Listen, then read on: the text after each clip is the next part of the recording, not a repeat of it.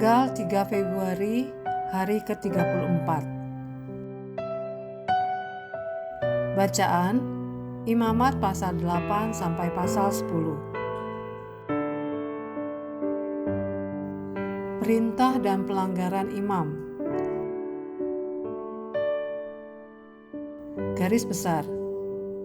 Setelah jenis-jenis korban dijelaskan, saat ini akan dibahas mengenai persyaratan ilahi bagi para imam yang akan melakukan korban tersebut. Musa menguduskan Harun dan keempat anaknya untuk melayani di kemah suci.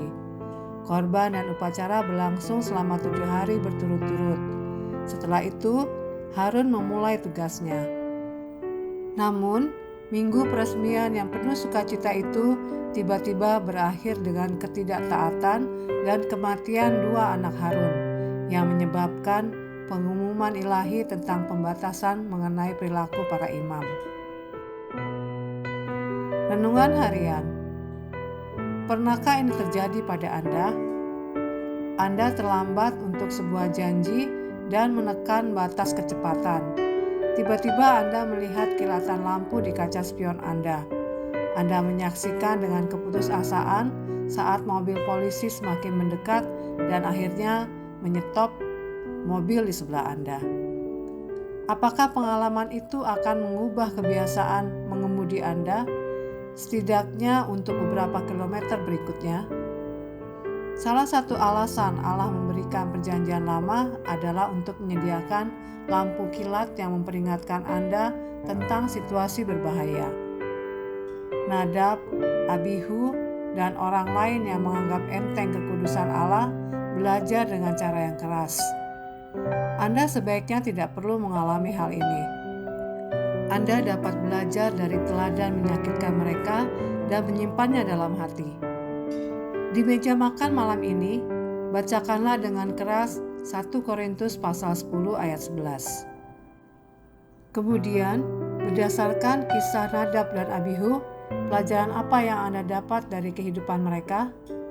Apakah itu semua bisa menjadi pelajaran seumur hidup bagi Anda? Anda harus ingat, Anda tidak mempunyai waktu untuk hidup yang cukup lama, waktu untuk mengulangi semua kesalahan orang lain.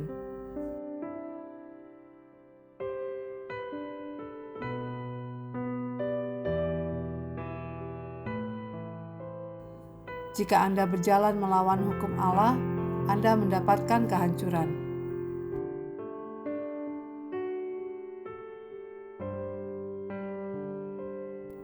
Pendalaman.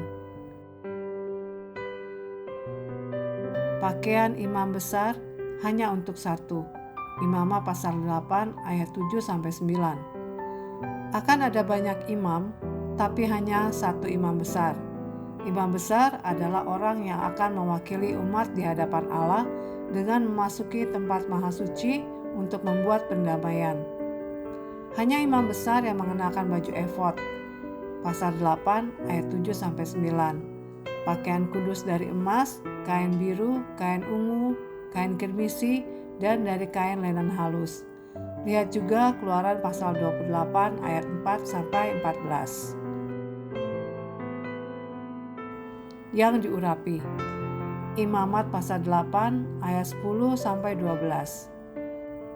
Dalam perjanjian lama, baik objek maupun orang diurapi dengan minyak untuk melambangkan pengudusan mereka kepada Tuhan. Pasal 8 ayat 10-12. Kata-kata Ibrani dan Yunani yang diterjemahkan Kristus atau Mesias berarti yang diurapi. Meskipun banyak nabi, imam, dan raja adalah yang diurapi, Yesus adalah yang diurapi yang secara sempurna memenuhi ketiga jabatan ini: nabi, imam, dan raja. Yesus mengucapkan firman Tuhan dan melakukan mujizat seperti yang dilakukan oleh para nabi besar. Dengan kematian dan kebangkitannya, Dia menjadi imam besar kita. Mazmur pasal 110 ayat 4, Ibrani pasal 7 ayat 16. Dan Dia adalah Raja segala raja. Wahyu pasal 17 ayat 14, pasal 19 ayat 16. Tujuan kekudusan dalam perayaan. Imamat pasal 10 ayat 10.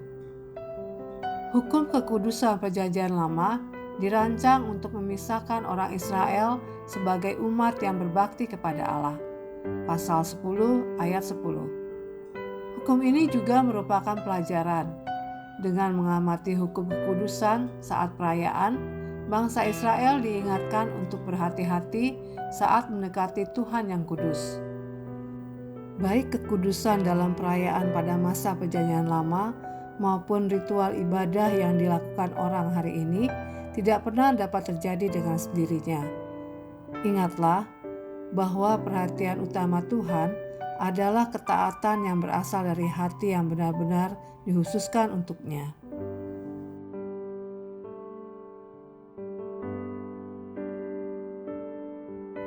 Demikian renungan hari ini. Untuk mendengarkan pembacaan Alkitab hari ini, silakan buka tautan video yang ditampilkan di layar Anda. Amin. Tuhan Yesus memberkati.